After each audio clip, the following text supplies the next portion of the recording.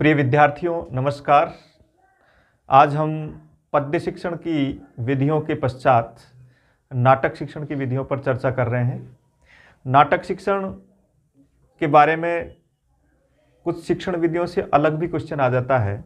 कई बार देखा गया कि अभिनय कितने प्रकार का है, इस तरह का भी प्रश्न आया हुआ है। अभिनय का अर्थ क्या होता है, नाट्य का अर्थ क्या होता है, इस तरह के प्रश्न भी पूछे गए हैं। इसलिए हमको नाट्य शिक्षण की जो शिक्षण विधियां हैं उसके इतर नाटक से संबंधित कुछ आवश्यक बातें जो उसकी भूमिका और प्रस्तावना से संबंधित है उनको भी हमें जानना चाहिए कि क्या है नाटक।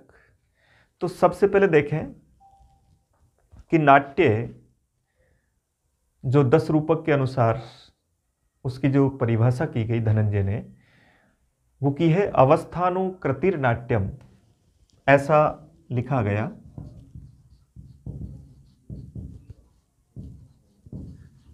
अवस्थानुकृतिर नाट्यम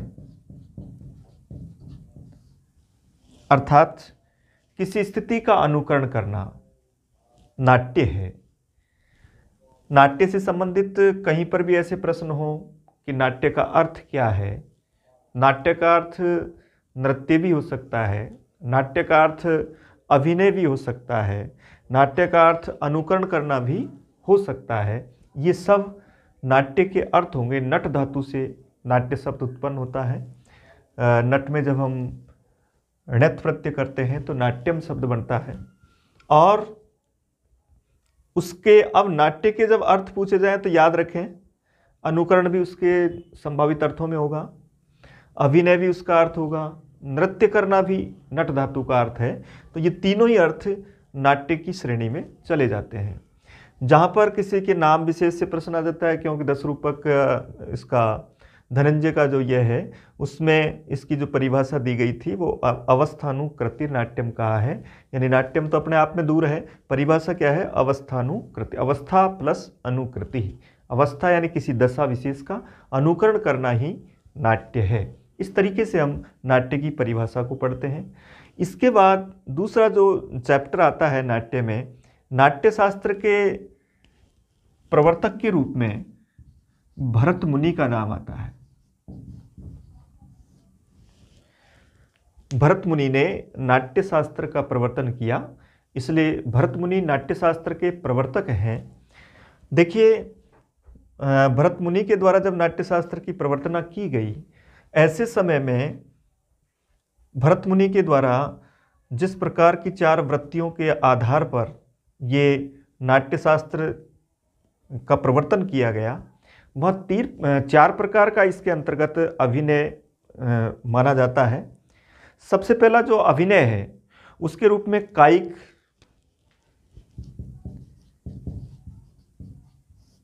वाचिक, सात्विक और आहार्य, ये 4 प्रकार के अभिनय। प्रश्न आया हुआ प्रश्न है ये, अभिनय कितने प्रकार का होता है, तो उसके अंतर्गत हमको ये उत्तर भरना है। अभिनय 4 प्रकार का है। पहला कायिक, जिसको हम आंगिक भी कह सकते हैं। काया यानी शरीर, काया यानी शरीर होता है और उसके आधार पर अंग उसी से जुड़ा हुआ शब्द है। तो कायिक यानी आंगिक, उसके साथ वाचिक, उसके साथ सात्विक और उसके साथ आहार्य, इसके रूप में ये 4 प्रकार का आपको अभिनय के रूप में वाणी के द्वारा, कायिक यानी शरीर के द्वारा, सात्विक उसके उपदेशों के आधार पर, इस तरीके से 4 क्या है हमारे अभिनय के प्रकार हैं। ऐसा प्रश्न आता है अभिनय कितने प्रकार का है, 4 उत्तर भरें। निम्नलिखित में से कौन अभिनय का भेद नहीं है, कौन है, उस स्थिति में चारों का नाम याद रखें। अर्थ, शब्द के अर्थ के बारे में आपको ये बताना है। अब देखिए भरत मुनि ने इस नाट्य शास्त्र को 5वां वेद कहा, पंचमो वेद है।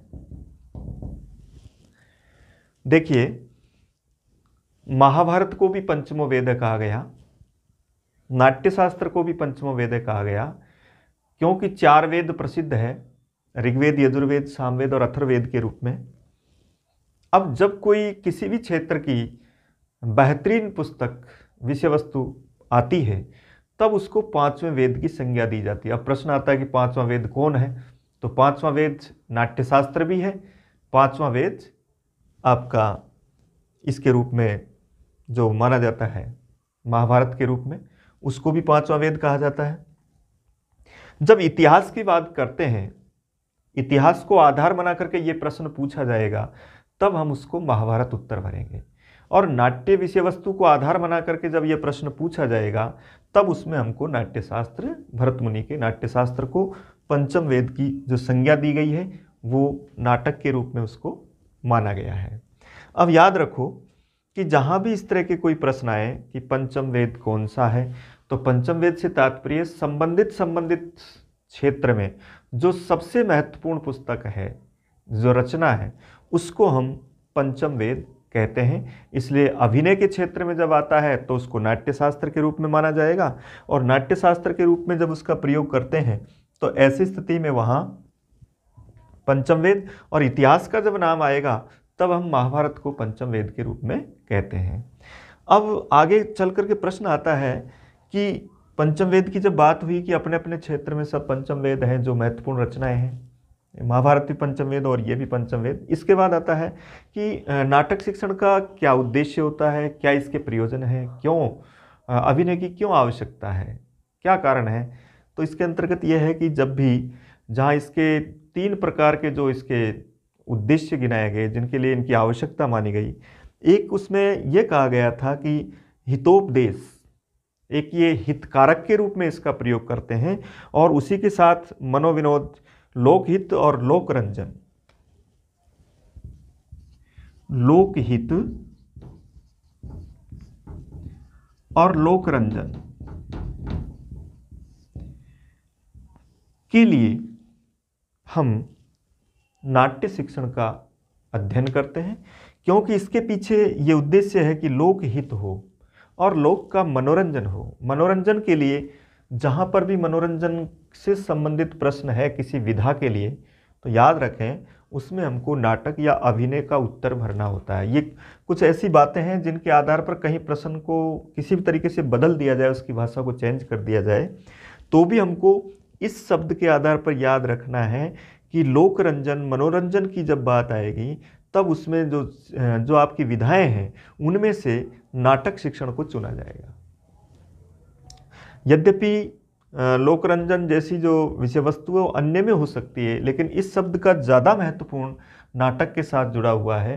जो प्राचीन किंवदंती भी है कि एक बार देवताओं ने निवेदन किया ब्रह्मा जी से कि भाई हमने इस तरह के काफ़ी शास्त्र, चारों वेद पढ़ लिए हैं, तो हमको कोई मनोरंजन की विषय वस्तु उपलब्ध करवाई जाए। तब ब्रह्मा जी ने नाट्य शास्त्र की प्रवर्तना की थी, और उसी के आधार पर भरत मुनि को उसका सबसे पहले प्रवर्तक के रूप में माना जाता है। इन्हीं के आधार पर उन्होंने सबसे पहला नाटक भी खेला गया। इसलिए यहाँ नाटक को किससे जोड़ा गया? लोकरंजन या मनोरंजन से। और लोकहित की साधना है, लोकहित के लिए ही लोकरंजन। इस तरह से दोनों इसके प्रयोजन हैं, जिनके कारण हम नाटक शिक्षण का यानी अभिनय का हम अध्ययन करते हैं नाटक शिक्षण के रूप में, और इसी कारण से इनको हमारी विषय वस्तु के अंतर्गत भी लिया गया है। भरत मुनि ने ये कहा था, एक था हितोपदेश जननम, दूसरा था विश्रांति, कि जहां हितोपदेश के रूप में जिसके द्वारा हम हितकारक उपदेश प्रदान करते हैं, ऐसे नाटक शास्त्र के द्वारा नाट्य शास्त्र का प्रयोजन भरत मुनि ने बताया। हितोपदेश जननम, विश्रांति जननम, और एक है विनोद जननम। विनोद से तात्पर्य मनोरंजन से है, विश्रांति से तात्पर्य थकावट दूर करने के लिए, और हितोपदेश यानी हित के उपदेश उत्पन्न करने के लिए। ये भरत मुनि ने अपना नाट्य शास्त्र का जो प्रवर्तन किया था उसमें इन 3 उद्देश्यों को शामिल करते हुए अभिनय की बात की थी। ये 3 उद्देश्य उन्होंने उसके साथ लिए हैं। दूसरा, नाटक शिक्षण से किस कारण से नाटक शिक्षण का अध्ययन करवाया जाता है, तो उसके आधार पर हम देखते हैं कि जहाँ पर चरित्र निर्माण तथा संस्कारवान, इनके लिए भी हम नाटक शास्त्र का अध्ययन करते हैं। इनसे इर्द गिर्द कोई भी प्रश्न आ सकता है और इसके बाद इसकी शिक्षण विधियों से संबंधित प्रश्न आ सकता है, लेकिन नाटक में इनसे संबंधित भी प्रश्न आए हुए हैं, इसलिए याद रखें यहीं से हम नाटक शिक्षण का अध्ययन करें। जिस तरीके के अपने अब तक के जितने भी पेपर देखे हैं, जब तक भी रीट या आरटेट जो भी एग्ज़ाम्स हुई है या बाहर की सीटेट वगैरह की जो एग्ज़ाम हुई है, उनमें जब नाटक से संबंधित कोई प्रश्न आता है तो शिक्षण विधियां तो शामिल है हमारे सिलेबस में, लेकिन उसके साथ साथ उसके इस तरह से प्रस्तावना के जो पॉइंट हैं उनको भी हमको याद रखना है। तो यहाँ इस प्रकार के 4 प्रकार की जो इसके अभिनय हैं उनके बारे में प्रश्न आ सकता है, 5वें वेद के बारे में प्रश्न आ सकता है, लोकहित या लोकरंजन के बारे में प्रश्न आ सकता है, अवस्थानुकृति पूछा जा सकता है, किसके अंतर्गत ये धनंजय ने लिखा है अपने 10 रूपक में, उसने इसको नाटक की परिभाषा के रूप में लिखा है। नाटक से तात्पर्य अनुकरण से है, अनुवृत्ति से है और नृत्य से है, इनके द्वारा हम अभिनय से है, इनको हम नाटक शिक्षण की परिभाषा के रूप में पढ़ते हैं। अब आते हैं हम नाटक शिक्षण की विधियों के बारे में। अब देखिए नाटक शिक्षण इस तरह का नाटक शिक्षण जिसमें अभिनय करवाया जाता है, जहाँ अभिनय के आधार पर अगर किसी नाटक शिक्षण का आपको अध्ययन करना है तो एक अध्यापक के लिए आवश्यक है कि वो नाटक का शिक्षण कक्षा में छात्रों के समक्ष किस प्रकार प्रस्तुत करे। तो सबसे पहले इसके अंतर्गत जो पहली विधि का जो प्रयोग किया गया वो था आदर्श नाट्य विधि। देखिए नाटक शिक्षण की विधियों से संबंधित चैप्टर पढ़ रहे हैं हम। चैप्टर हमारा वैसे शिक्षण विधियों का है, लेकिन उससे संबंधित ये आधारभूत ज्ञान भी जरूरी है। तो सबसे पहली विधि आदर्श नाट्य विधि, जिसके द्वारा नाटक शिक्षण का अध्यापन करवाता है अध्यापक। देखिए अध्यापक छात्रों के लिए आदर्श होता है, इसलिए अध्यापक जैसा करेगा वैसा ही छात्र करते हैं, उसको अपना आदर्श मानते हुए। आदर्श नाट्य विधि इसलिए नाम दिया गया क्योंकि यह एक ऐसी विधि है जिसमें नाटक शिक्षण का जब अध्ययन करवाया जाता है तो अध्यापक ही समस्त पात्रों की भूमिका निभाता है और समस्त पात्रों के अनुरूप अभिनय करता है, इसलिए इसका नाम आदर्श नाट्य विधि रखा गया। आदर्श से तात्पर्य शिक्षक से है, क्योंकि शिक्षक छात्रों के लिए एक आदर्श होता है और उस आदर्श व्यक्ति के द्वारा उस पाठ का, नाटक के पाठ का जो नाट्य किया जाता है, अभिनय किया जाता है, इस कारण से इस विधि का नाम है आदर्श नाट्य विधि। तो प्रश्न क्या पूछा जाएगा इसमें प्रश्न पूछा जाता है वह कौन सी विधि है नाटक की जिसमें अध्यापक की भूमिका सर्वाधिक होती है, तब हम वहाँ लिखते हैं आदर्श नाट्य विधि। या फिर प्रश्न आता है कि आदर्श नाट्य विधि में छात्र अधिक सक्रिय होते हैं या छात्र अधिक सक्रिय होते हैं, तब हमको अध्यापक के रूप में उसका उत्तर भरना है। एक वह कौन सी विधि है जिसमें छात्र प्राय निष्क्रिय रहते हैं, उसमें भी आपको उत्तर भरना है आदर्श नाट्य विधि। नाटक की वैसे 4 ही विधियां हैं और 4 विधियों का अपना अपना अलग अलग क्षेत्र है। किसी भी तरह के प्रश्न का हम आराम से उत्तर दे सकते हैं, चाहे वो उसकी विशेषता के बारे में हो या उसकी परिभाषा के बारे में हो। तो इससे संबंधित जितने भी प्रश्न हैं उनको हमको इस तरीके से करना है। अध्यापक समस्त पात्रों की भूमिका निभाता है और उसके आधार पर नाट्य का अभिनय करता है। और इसके द्वारा अब इसकी जो मुख्य विशेषताएं हैं कि अध्यापक उनके लिए आदर्श होता है, तो ये महत्वपूर्ण है। दूसरा, इस कारण से कमजोर पक्ष क्या है इस विधि का, तो कमजोर पक्ष के लिए यही है कि इसमें छात्र निष्क्रिय रहते हैं और छात्रों के लिए अभिनय से संबंधित विषय वस्तु की स्वयं के द्वारा कोई जानकारी हासिल नहीं होती है, वो केवल अध्यापक के द्वारा ही उस विषय वस्तु को प्राप्त करते हैं। इसलिए आदर्श नाट्य विधि इर्द गिर्द घूमती है केवल अध्यापक के। ये बात आदर्श नाट्य विधि के रूप में आपको बतानी है। इसके बाद देखिए दूसरी जो विधि है आदर्श नाट्य विधि के बाद, अब देखो इसमें कई बार ऐसा भी चेंज किया जा सकता है, जैसे अध्यापक विधि भी कर सकते हैं इसको, अध्यापक अभिनय विधि भी इसका नाम किया जा सकता है। ये समझें कि आप केवल 4 जो आपके नाम हैं उनको नाम के आधार पर उनको उनके पर्यायवाची शब्दों के साथ भी उनको जोड़ें, ताकि उससे संबंधित कोई भी प्रश्न अगर दूसरी तरह का आता है तब भी आप उसको इस तरीके से कर सकते हैं। आदर्श नाट्य विधि के बाद दूसरी विधि का नाम है व्याख्या विधि। देखिए, व्याख्या विधि एक ऐसी विधि जो प्राय हम सभी में पढ़ेंगे, पद्य में, गद्य में, नाटक में और व्याकरण सभी में आएगी। तो व्याख्या विधि एक व्यापक विधि है जो सभी क्षेत्रों में, सभी विधाओं में आती है। लेकिन नाटक शिक्षण से संबंधित जो व्याख्या विधि है वहाँ एक तरह से ये अभिनय के रूप में, अगर ऐसा प्रश्न आता है कि अभिनय के रूप में नाटक शिक्षण की कौन सी विधि सबसे कमजोर पक्ष लिए हुए है, तब ऐसी स्थिति में हम उसमें व्याख्या विधि करेंगे। व्याख्या विधि के अंतर्गत अभिनय का इतना ज़्यादा महत्वपूर्ण पार्ट नहीं है। अभिनय आदर्श नाट्य विधि के रूप में हो सकता है, कक्षा अभिनय की विधि के रूप में हो सकता है, रंगमंच पर हो सकता है, लेकिन व्याख्या विधि में इतना स्पष्ट अभिनय को ज़्यादा प्राथमिकता नहीं दी जाती। वह कौन सी विधि है जिसमें अभिनय को अधिक प्राथमिकता नहीं दी जाती? तो वो है व्याख्या विधि। व्याख्या विधि में अभिनय का कहीं ज़्यादा विशेष बातें उसमें सन्निहित नहीं है। व्याख्या विधि में केवल नाटक के अंतर्गत नाटक के पात्र है, नाटक की विषय वस्तु है, नाटक का अभिनय किस तरह का था, इन सब बातों पर जब विवेचन करते हैं नाटक के बारे में, तब उसका नाम व्याख्या विधि के रूप में होता है। इसलिए जब भी व्याख्या विधि का प्रश्न आए तो याद रखें, यहाँ अभिनय की जो सबसे कम प्राथमिकता वाली जो विधि है उसमें आपको व्याख्या विधि करनी है। दूसरा पूछा कि भाई पात्रों के या नाटक की शैली के आधार पर या उनके पात्रों की भूमिका के आधार पर जो विवेचन करने वाली विधि है वो नाट्यशास्त्र की कौन सी विधि हो सकती है, तो उसके रूप में हमको ये व्याख्या विधि के रूप में उत्तर भरना है।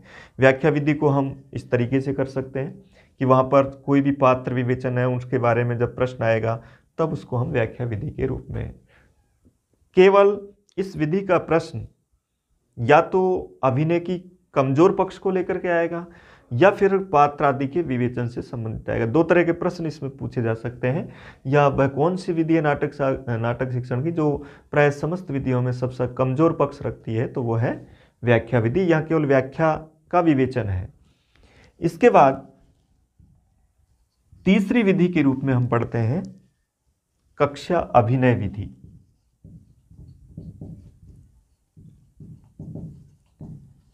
कक्षा अभिनय विधि, अब इसको नाम चेंज कर दिया जाए, छात्र अभिनय विधि भी कह सकते हैं इसको। इसलिए कक्षा अभिनय विधि और छात्र अभिनय विधि इसके रूप में याद रखें। सबका अपना अलग अलग क्षेत्र है, नाम से स्पष्ट है। आदर्श में अध्यापक हो गया, व्याख्या में किसी पात्र आदि के विवेचन के बारे में हो गया, और तीसरा है कक्षा अभिनय विधि। याद रखें, कक्षा अभिनय विधि से तात्पर्य छात्रों से है। इस विधि के अंतर्गत जैसा कि नाम से स्पष्ट है, कक्षा के समस्त छात्रों को उस नाटक के पात्रों की भूमिका दी जाती है। अध्यापक क्या करता है इसमें? अध्यापक कक्षा के छात्रों को नाटक के जो पात्र हैं उनका दायित्व प्रदान करता है, और समस्त जो छात्र हैं वो उस कक्षा के अंतर्गत नाटक शिक्षण का जब अध्यापन करते हैं, नाटक शिक्षण का जब अभिनय करते हैं, तो वहाँ प्रत्येक पात्र के अनुसार जिस विद्यार्थी को जिस पात्र की भूमिका निभानी है उसको उस पात्र के आधार पर प्रत्येक विद्यार्थी को अपना अपना पात्र का विवरण प्रस्तुत करना होता है, और उसी शैली में समस्त विद्यार्थी उसमें भाग लेते हैं। इसलिए वह कौन सी विधि है जिसमें विद्यार्थी ज़्यादा सक्रिय रहते हैं, तो वो है आपकी कक्षा अभिनय विधि, जिसके अंतर्गत अध्यापक से ज़्यादा छात्र इसमें सक्रिय रहते हैं। इसका प्रश्न ये भी आ सकता है, वह कौन सी विधि है जिसमें छात्रों को पात्र बनाया जाता है, अध्यापक केवल निगरानी रखता है और उनको संबंधित पात्र की भूमिका प्रदान करता है, तब उसके रूप में हम कक्षा अभिनय विधि को रखते हैं। तो कक्षा अभिनय विधि एक तरह से विद्यालय की संसाधनों को देखते हुए ये महत्वपूर्ण विधि है, क्योंकि इसमें बालक सक्रिय रहता है। मनोविज्ञान यही कहता है कि बालक अधिक से अधिक सक्रिय रहें तो वो रुचिपूर्ण होता है, और रुचिपूर्ण के रूप में कक्षा अभिनय विधि नाट्य शास्त्र आदर्श नाट्य विधि से ज़्यादा अच्छी है, व्याख्या विधि से तो आदर्श नाट्य विधि भी अच्छी है, लेकिन अब कक्षा अभिनय विधि में और आदर्श नाट्य विधि में यही अंतर है, क्योंकि इसमें बालकों की सक्रियता को देख करके उनकी रुचि को बढ़ाने वाली विधि है। उनको पता रहता है कि मैं महाराणा प्रताप हूँ या मैं अकबर हूँ, इस तरह का जो नाट्य शास्त्र के जो पात्र हैं उनके आधार पर वो अपने आप को इस तरह का मान करके उसमें सक्रिय रुचि उत्पन्न होती है और वो उस नाटक का अभिनय करते हैं। तो यहाँ कक्षा अभिनय विधि के अंतर्गत अब प्रश्न आता है वह कौन सी विधि है जिसमें छात्र ज़्यादा सक्रिय रहते हैं, तो कक्षा अभिनय विधि करेंगे। जिसमें छात्रों को पात्रों की भूमिका दी जाती है उसके आधार पर करते हैं तो वो कक्षा अभिनय विधि के रूप में माने जाएंगे। इसके बाद चौथी जो विधि है वो है रंगमंच अभिनय विधि। देखिए नाम से स्पष्ट है, रंगमंच अभिनय, रंगमंच पर अभिनय जिसमें किया जाता है वो रंगमंच अभिनय विधि है। अभिनय के दृष्टिकोण से तो रंगमंच अभिनय विधि सर्वश्रेष्ठ विधि हो सकती है, लेकिन संसाधनों के दृष्टिकोण से, समय के दृष्टिकोण से, धन के दृष्टिकोण से, संसाधनों के दृष्टिकोण से, विद्यालयों की स्थिति को देखते हुए रंगमंच अभिनय विधि उपयुक्त नहीं है। इतना जरूर है कि कोई विशेष नाटक जो होते हैं उनको रंगमंच अभिनय विधि के द्वारा करवाया जा सकता है, लेकिन सभी नाटकों को रंगमंच अभिनय विधि पर करने के लिए विद्यालय की जो संसाधन व्यवस्था है उसके अनुरूप ये नहीं होती है। यद्यपि अभिनय इसमें सर्वश्रेष्ठ होता है। जैसे ये कहा जाए अभिनय के दृष्टिकोण से, देखिए यहाँ कई तरह के प्रश्न हैं और उसमें उत्तर हमको अलग अलग शिक्षण विधियों का भरना हो रहा है। ये भी प्रश्न आ सकता है क्योंकि शिक्षण विधियों के प्रश्न कई बार घुमा दिए जाते हैं, तो याद रखें प्रश्न ये आता है कि अभिनय के दृष्टिकोण से सर्वश्रेष्ठ विधि कौन सी हो सकती है। तो अभिनय को जब दृष्टिगत देखा जाएगा तब वहाँ रंगमंच अभिनय विधि का ही हमको उत्तर भरना है। लेकिन इसका अब तक जितना भी जब भी कोई प्रश्न आया तब सिर्फ यही प्रश्न आया कि विद्यालय के संसाधनों के दृष्टिकोण से कौन सी विधि उपयुक्त नहीं है, तो वहाँ रंगमंच अभिनय विधि को उत्तर लिखेंगे हम, क्योंकि वहाँ विद्यालयों में इस तरह के संसाधन नहीं है, समय शक्ति सबका ज़्यादा उपयोग करना पड़ता है, इसलिए रंगमंच अभिनय विधि को इन दृष्टिकोण से उपयोगी नहीं मान सकते। यद्यपि अभिनय के दृष्टिकोण से ये सर्वश्रेष्ठ विधि हो सकती है। इस तरीके से कहीं से भी कोई भी प्रश्न आए, इनसे नाटक शिक्षण की विधियों के प्रश्न इनसे इर्द गिर्द आएंगे कि जहाँ पर ये पूछा जाएगा इसमें अध्यापक से संबंधित बात आपको लिखनी है। यहाँ अभिनय सबसे कम जिसमें होता है वो है व्याख्या विधि के रूप में, कक्षा अभिनय के विधि के रूप में। अब एक प्रश्न ये भी आता है लास्ट में, कई बार पूछा गया कि नाटक शिक्षण की सर्वश्रेष्ठ विधि कौन सी है। अब सर्वश्रेष्ठ विधि किसी एक विधि के रूप में नहीं है, यहाँ पर इसका उत्तर समवाय विधि के रूप में होता है।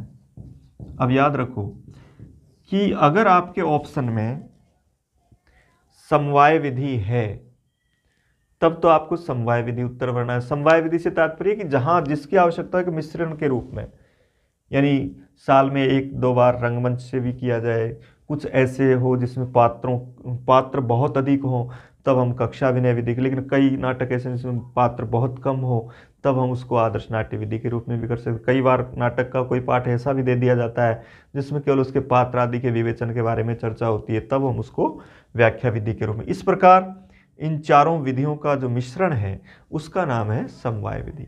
तो नाटक शिक्षण की सर्वश्रेष्ठ विधि कौन सी है, उसमें ऑप्शन अगर समवाय आता है तो आपको ये भरना है। अगर समवाय उसमें ऑप्शन नहीं आता है तो ऐसी स्थिति में यहाँ इसके रूप में नाटक शिक्षण के रूप में आपको सी उत्तर भरना है, उसमें आपको कक्षा अभिनय विधि राइट करनी है। क्योंकि विद्यालय के दृष्टिकोण से कक्षा अभिनय विधि इन चारों में से सबसे ज़्यादा महत्वपूर्ण इसलिए है क्योंकि इसमें बालक निष्क्रिय माने गए और इसमें सक्रिय माने गए, और निष्क्रियता का जब पक्ष आता है बालकों का वो मनोवैज्ञानिक के दृष्टिकोण से या रुचिपूर्ण दृष्टिकोण से उसको महत्वपूर्ण विधि नहीं मान सकते। इसलिए ऐसी स्थिति में हमको कक्षा अभिनय विधि के रूप में उत्तर भरना। याद रखें दोनों प्रश्न इस तरीके से, अगर ये प्रश्न आता है कि नाटक शिक्षण की सर्वश्रेष्ठ विधि कौन सी है और उस ऑप्शन में अगर समवाय आता है तो ये भरें, लेकिन अगर ये नहीं आया चारों ये लिखी हो तब आपको ये लिखना है कक्षा अभिनय विधि। अगर उसमें ये प्रश्न इस तरह से घुमा दिया जाता है, नाटक शिक्षण की सर्वश्रेष्ठ विधि को छोड़ करके प्रश्न ये दे दिया जाता है, अभिनय के दृष्टिकोण से सबसे ज़्यादा सर्वश्रेष्ठ विधि कौन सी है, अभिनय के दृष्टिकोण से, तब आपको ये भरना है। रंगमंच अभिनय विधि के रूप में एक प्रश्न आता है कि वह कौन सी विधि है जिसमें अध्यापक ही पूर्ण नाटक की विषय वस्तु को अपने आधार पर प्रदर्शित करता है, तब आपको लिखना है उसमें आदर्श नाट्य विधि। इस प्रकार का ये पूरा चैप्टर नाटक शिक्षण की विधियों से संबंधित जो चैप्टर है आपका, उसको आपको इस तरीके से तैयार करना है। इसके अलावा और कोई नाटक शिक्षण से संबंधित कोई प्रश्न नहीं आता है। या तो उसमें ये प्रश्न महत्वपूर्ण कई बार आया कि भाई 4 प्रकार का जो आपका ये अभिनय है, वो 4 प्रकार के अभिनय में आपको नाम पूछ सकता है या उसके प्रकार पूछ सकता है। भरत मुनि के बारे में कोई प्रश्न आ सकता है, लोक रंजन, लोकहित, ये भी ज़्यादा महत्वपूर्ण है। ये इस तरह के ये चारों पर आप विशेष याद रखें। और ये 3 हितोपदेश जन्म, विनोद और विश्रांति जन्म, तो यहाँ इसमें विश्रांति और विनोद के रूप में तीनों, ये तो है भरत मुनि के द्वारा बताए गए उद्देश्य। ये सामान्य रूप से अर्थ, क्या प्रयोजन है नाटक का, नाटक क्यों पढ़ाया जाए, नाटक शिक्षण क्यों किया जाता है, तो ये लोकरंजन के लिए, लोकहित के लिए, क्या उपलब्धि होती है नाटक शिक्षण से, चरित्र निर्माण होता है और बालक उससे संस्कारवान होते हैं, इसके रूप में इसका प्रयोग कर सकते हैं। तो यहाँ चारों के लिए हम इन शब्दों को याद रखें, इसके आधार पर नाटक शिक्षण की विधियों का आप उत्तर दे सकते हैं। आज की इस नाटक शिक्षण की विधियों के इस कक्षा में आज हम ये अध्ययन कर रहे हैं। कल हम गद्य शिक्षण या और अन्य शिक्षण की विधियों के बारे में चर्चा करेंगे। धन्यवाद।